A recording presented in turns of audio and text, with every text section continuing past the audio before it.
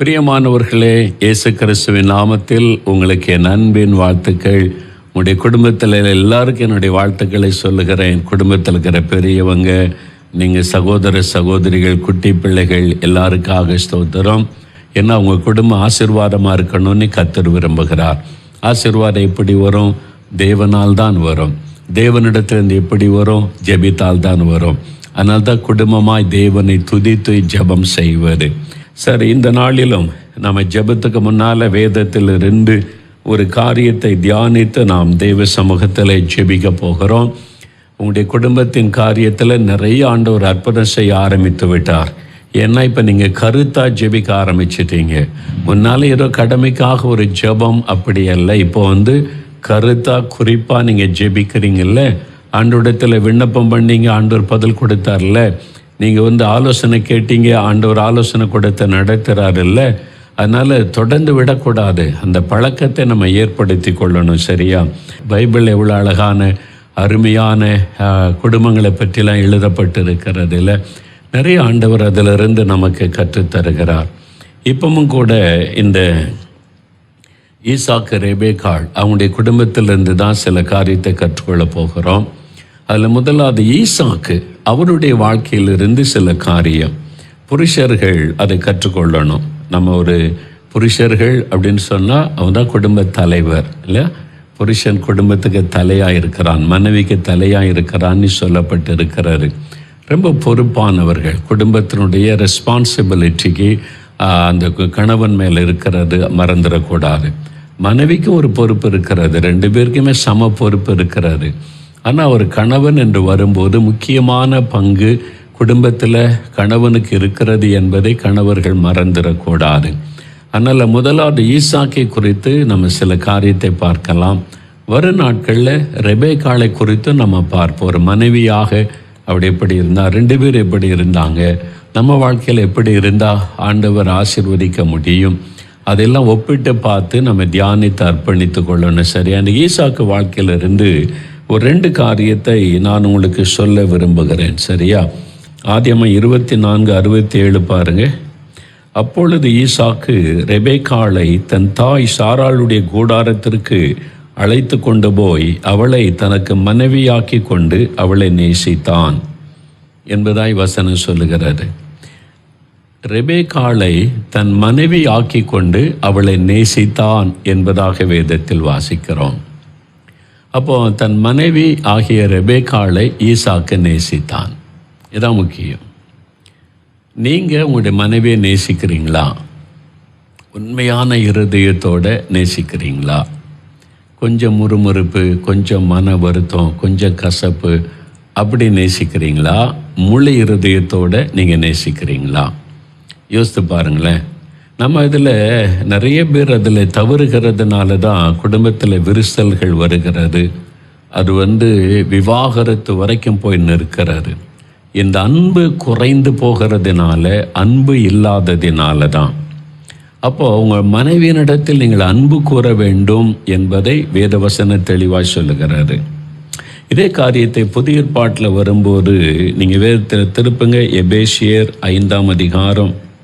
எபேசியர் 5ஆம் அதிகாரத்தில் வேதத்தை திருப்பி பாருங்கள். புதிய ஏற்பாட்டில் 268வது பக்கத்தில் 33வது வசனம், கடைசி வசனம் பாருங்கள். 33வது வசனத்தில், எப்படியும் உங்களிலும் அவனவன் தன்னிடத்தில் அன்பு கூறுவது போல தன் மனைவியினிடத்திலும் அன்பு கூற கடவன். மனைவிக்கு எழுதி இருக்கிறாரு. ஆனால் இன்றைக்கு புருஷர்கள் உணர்ந்து நம்ம எப்படி இருக்கிறோம் என்பதை அறிந்து கொள்ள வேதவசனத்தின் வெளிச்சத்தில் நம்ம ஆராய்ந்து பார்க்கிறோம். தன்னிடத்தில் அன்பு கூறுவதை போல மனைவியினிடத்தில் அன்பு கூற கடவன் என்று சொல்லப்பட்டிருக்கிறாரு. அந்த அன்புக்கு ஒரு அளவு கொடுக்கப்பட்டிருக்கிறாரு. அதான் வேதவசனம். பாருங்கள், உங்கள்கிட்ட கேட்ட அந்த மனைவியை நேசிக்கிறாங்க அப்படின்னு சொல்லுவாங்க. சிலர் சொல்லும் போதே எரிச்சலோடு தான் சொல்லுவாங்க, வருத்தத்தோடு தான் சொல்லுவாங்க. அதுலேருந்தே தெரியுது அவங்க எந்த அளவுக்கு நேசிக்கிறாங்கன்னு சொல்லி. ஆனால் ஆண்டவர் சொல்றார், உங்களிடத்தில் அன்பு கூறுவதை போல உன் மனைவியினிடத்தில் அன்பு கூற வேண்டும். முதல்ல உங்களை நேசிக்கிறீங்களா? நீங்கள் உங்களை நேசிக்கிறீங்களா? நிறைய பேர் தங்களை நேசிப்பாங்க, ஆனால் மற்றவங்களை நேசிக்க மாட்டாங்க. நிறைய பேர் தங்களையே நேசிக்க மாட்டாங்க, அதனால மற்றவங்களை நேசிக்க மாட்டாங்க. ஆனால் ஆண்டவர் சொல்லுகிறாரு, நீ உன்னிடத்தில் அன்பு கூறுவதைப் போல உன் மனைவியினிடத்திலும் அன்பு கூற வேண்டும் என்று ஆண்டவர் சொல்கிறார். இப்போ நீங்கள் யோசித்து பாருங்கள், உங்களை நீங்கள் நேசிக்கிறீங்க இல்லை, உங்களுடைய சரீரத்தை குறித்து கவனமாக இருக்கிறீங்க, உங்களுக்கு தேவையானதை குறித்தெல்லாம் வீட்டுக்குள்ளே ரொம்ப ஜாக்கிரதையாக இருக்கிறீங்க, நீங்கள் வேலைக்கு போகிறது வர்றது, உங்களுடைய வாகனம் உங்களுக்கு சொந்தமானது எல்லாவற்றை விட்டு கேர்ஃபுல்லாக இருக்கிறீங்க, அதை பராமரிக்கிறது பாதுகாக்கிறது எல்லாம் கவனமாக இருக்கிறீங்க. அதே அளவு உங்கள் மனைவியை நேசிக்கிறீங்களா, அவங்களுக்கு உண்டானதில் கவனம் செலுத்துறீங்களா அப்படின்னு யோசித்து பாருங்கள்.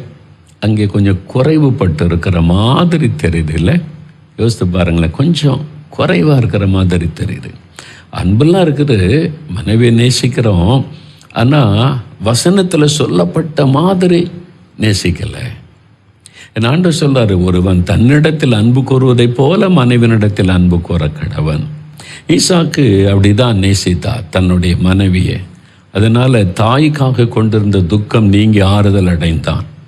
ஈசாக்குக்கு தாய் மேலே ரொம்ப அன்பு, ரொம்ப வயசான தாய் வயதான காலத்தில் பிறந்ததுனால சாராளும் ஈசாக்கு மேலே ரொம்ப அன்பு காண்பித்திருப்பாங்க இல்லை? அதனால தன்னுடைய தாய் என்ற அந்த அன்பில் அவன் இருந்திருக்கணும். இப்போது தன் தாயை எப்படி நேசித்தான் அதே மாதிரி ரெபேக்காளை நேசிக்க ஆரம்பிச்சிட்டான். அதான் அதனுடைய காரியம். தன்னுடைய தாயினுடைய கூடாரத்தில் கொண்டு வந்து வைத்து அவளை மனைவியாக ஏற்றுக்கொண்டு நேசித்தான் என்று வசனம் சொல்லுகிறாரு. அப்போ நீங்கள் உங்களுடைய மனைவியை நேசிக்கிறீங்கன்னு எப்படி சொல்ல முடியும்? வெறுமனே நான் நேசிக்கிறேன்னு சொல்லிட்டா அது போதுமா? இல்லை, ஒரு மனைவி புருஷனிடத்தில் எதிர்பார்க்கிறது என்ன? என் கணவன் என்னை நேசிக்கணும். சரி, டெய்லி ஒரு முறை ஐ லவ் யூ சொல்லிட்டா போதுமா? உன்னை நேசிக்கிறேன் சொல்லிட்டா போதுமா? அதல்ல. அந்த அன்பை வெளிப்படுத்த பல காரியம். உன் மனைவிக்கு டைம் கொடுக்கணும், அது மேலே கரிசனையாக இருக்கணும், அவங்களுடைய குறைவு நிறைவுகளை கேட்கணும். நம்முடைய காரியத்தை குறித்து எவ்வளோ அக்கறையாக இருக்கிறோமோ அதே மாதிரி மனைவியின் காரியத்தை குறித்தும் நம்ம அக்கறையாக இருக்கணும். நம்முடைய உணர்வுகளை அவங்க எப்படி புரிந்து கொள்ளணும்னு விரும்புகிறோமோ அவங்களுடைய உணர்வுகளை நம்ம புரிந்து கொள்ளணும். அதான உண்மையான அன்பு. அதை நம்ம சரியாக செய்கிறோமா அப்படின்னு யோசித்து பாருங்கள்.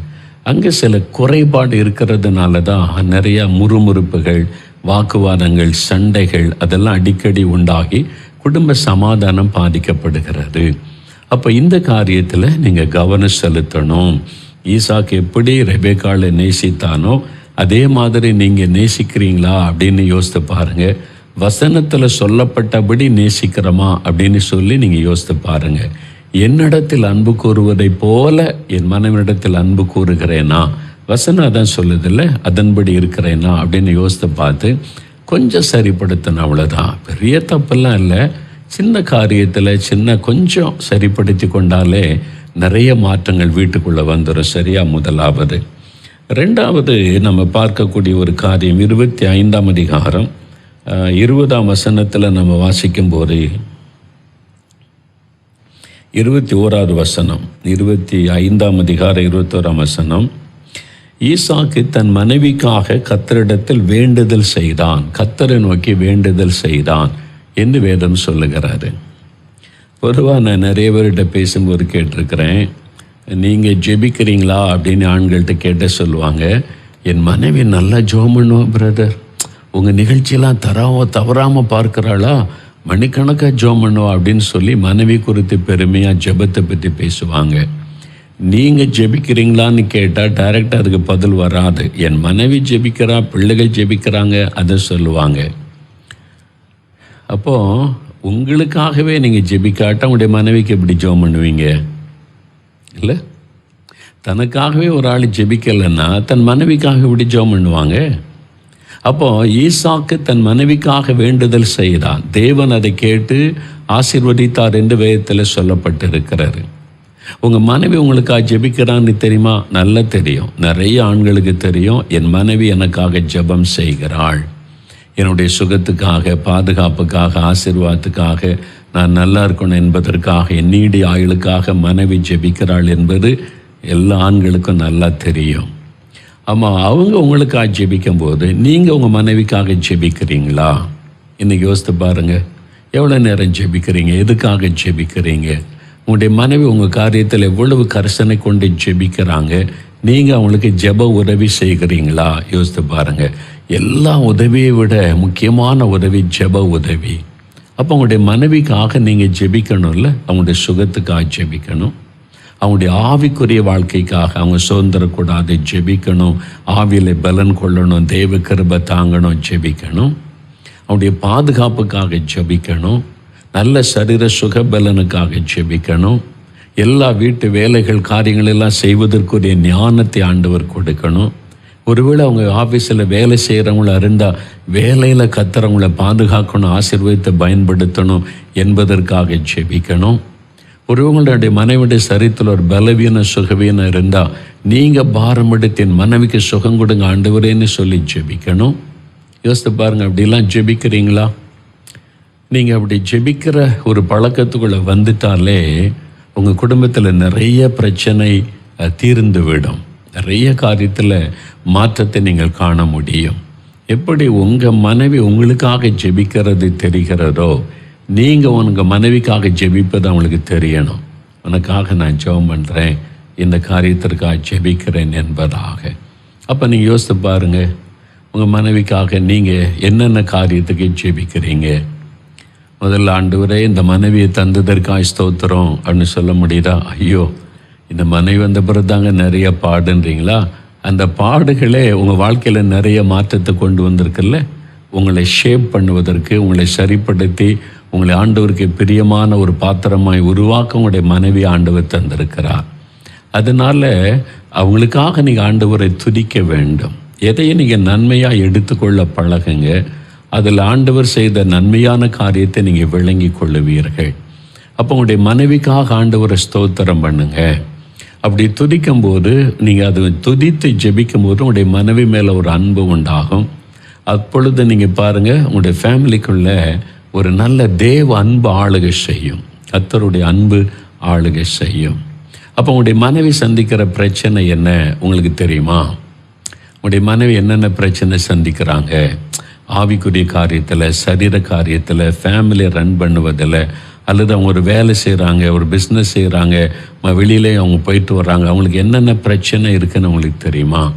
அதை நீங்கள் கேட்டு அவங்களுக்காக நீங்கள் ஜெப உதவி செய்வது. சரி, நான் ஜெபிக்கிறேன், இதெல்லாம் ஆண்டவர் மாற்றி தருவார். ஆஃபீஸில் இப்படி பிரச்சனைங்க, ஆஃபீஸ்க்கு போகிறதுக்கே ஒரு மாதிரி இருக்குன்னா நீங்கள் என்ன பண்ணணும்? நான் ஜெபிக்கிறேன், ஆண்டவர் அந்த சூழ்நிலையை மாற்றுவார், பயப்படாத. ஒரு ஆறுதல் படுத்தி ஜெபத்தில் தாங்கும்போது என் கணவர் எனக்காக ஜெபிக்கிறார் என்பதே ஒரு மனைவிக்கு ஒரு பெரிய சந்தோஷம். அப்போ நீங்கள் அவங்களுக்காக ஜெபிக்கும்போது ஆண்டவர் உடனே கேட்டு அற்புதம் செய்கிறார். ஈசாக்கை ஜெபித்த போது கர்த்தர் ஆசீர்வதித்தார் என்று வேதத்தில் பார்க்கிறோம். அப்போ நீங்கள் ஜெபிக்கும்போது ஆண்டவர் உங்களுடைய குடும்பத்தில் அற்புதம் செய்வார், உங்களுடைய மனைவியினுடைய வாழ்க்கையில் அற்புதம் செய்வார். அது ஒரு பெரிய பலனாக இருக்கும். அப்போ இதைத்தான் நம்ம ஈசாக்குடைய வாழ்க்கையில் அறிந்து கொள்ளுகிறோம்.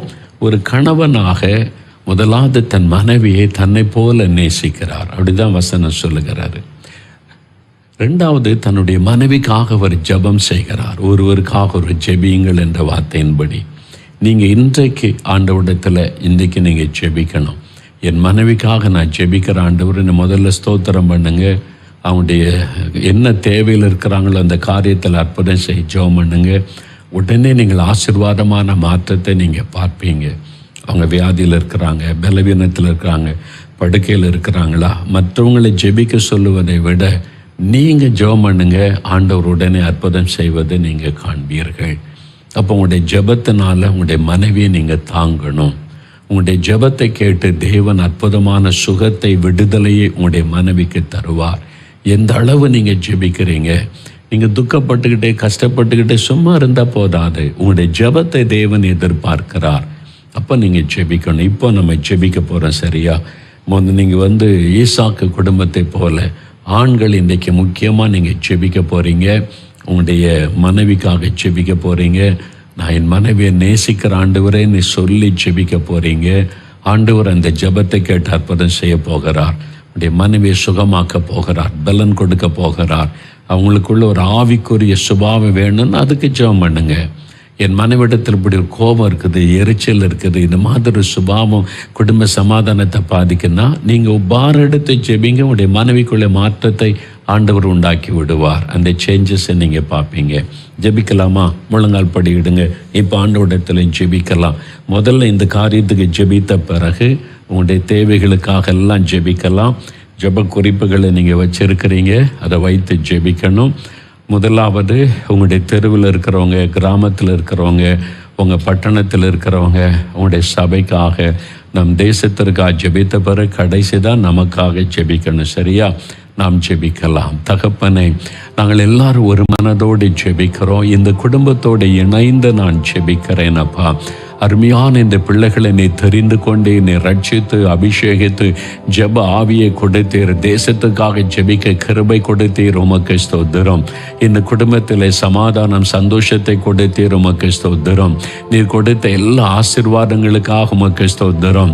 இதே மாதிரி எங்கள் தெருவில் இருக்கிற எல்லா குடும்பமும் ஆசீர்வதிக்கப்படணும், ரட்சிக்கப்படணும், ரட்சிப்பின் சந்தோஷத்தை பெறணும். குடும்பங்களுக்குள்ளே ஒரு மனம், சமாதானம், அன்பு, ஐக்கியம் உண்டாகணும். ஆண்டவரே, எல்லா குடும்பத்தையும் நீர் ஆளுகை செய்த நடத்த நாங்கள் ஜெபிக்கிறோம். உண்மை அந்த குடும்பத்தாருக்கு வெளிப்படுத்த வேண்டும் என்று நாங்கள் ஜெபிக்கிறோம். எங்கள் கிராமத்தில் இருக்கிற எல்லா குடும்பங்களும் ரட்சிக்கப்படவும் உண்மை அறிந்து கொள்ள நாங்கள் பாரம் கொண்டு ஜெபிக்கிறோம். ஆண்டவரே, எங்கள் எதிர் வீட்டில் இருக்கிறவங்க, பக்கத்து வீட்டில் இருக்கிறவங்க, எங்கள் சொந்தக்காரங்க, எங்களை நேசிக்கிறவங்க, ஃப்ரெண்ட்ஸ் எல்லாரும் ரட்சிக்கப்படணும். அவங்களுக்காக நீங்கள் சிலுவை சுமந்ததை நினைத்தருளும். உண்மை அவளுக்கு வெளிப்படுத்த வேண்டுமாய் நாங்கள் ஜெபிக்கிறோம். எங்கள் தமிழ்நாடு முழுவதும் ஆவியானவர் ஊற்றப்படவும் சபைகளில் எழுப்புதல் உண்டாக ஜெபிக்கிறோம். எங்கள் சபையில் ஆவியானவர் ஊற்றப்படட்டும். எல்லா சபையிலும் ஆவியானவர் ஊற்றப்படட்டும். எழுப்புதல் அக்கினி போடப்படட்டும். ஆவியானவர் ஊற்றப்படட்டும்.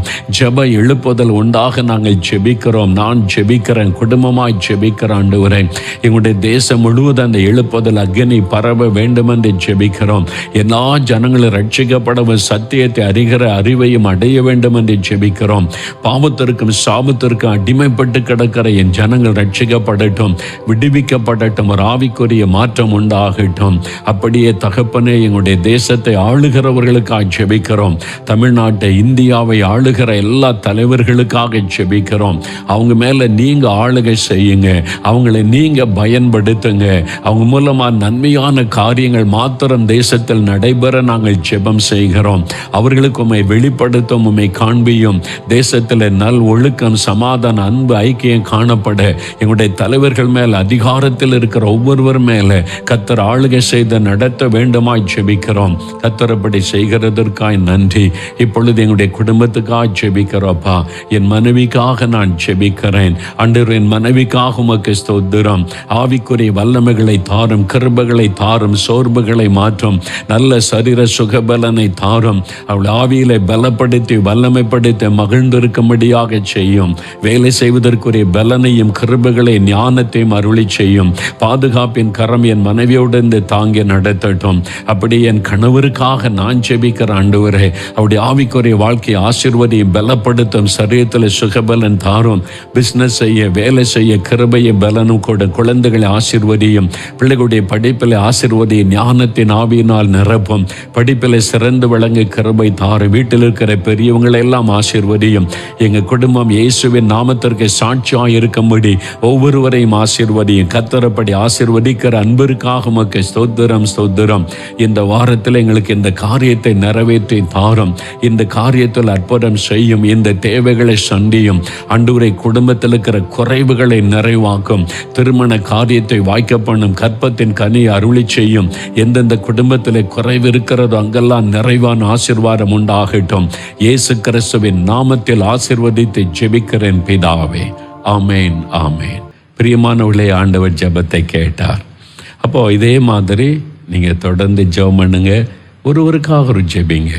ஒரு கணவன் மனைவிக்காக ஜெபிக்கணும், மனைவி கணவனுக்காக ஜெபிக்கணும். அப்படி ஒருவரை ஒருவர் ஜெபத்தில் தாங்கும் போது குடும்பத்தில் தேவ சமாதானம். யாருடைய உள்ளத்துக்குள்ளும் பிசாசு நுழைய முடியாது. கர்த்தருடைய பிரசன்னமும் பாதுகாப்பும் இருந்து அழகாய் நடத்தும். அவ்விதமாய் தேவ ஆசீர்வாதம் உங்களுடைய குடும்பத்தில் நிலைத்திருக்க உங்களை வாழ்த்துகிறேன். இந்த வாரத்தில் நீங்கள் வேண்டிக் கொண்ட காரியத்தில் அற்புதம் நடக்கும். விசுவாசத்தோட அற்புதத்தை எதிர்பாருங்க, ஆசீர்வதிக்கப்படுவீங்க. ஆமேன், ஆமேன்.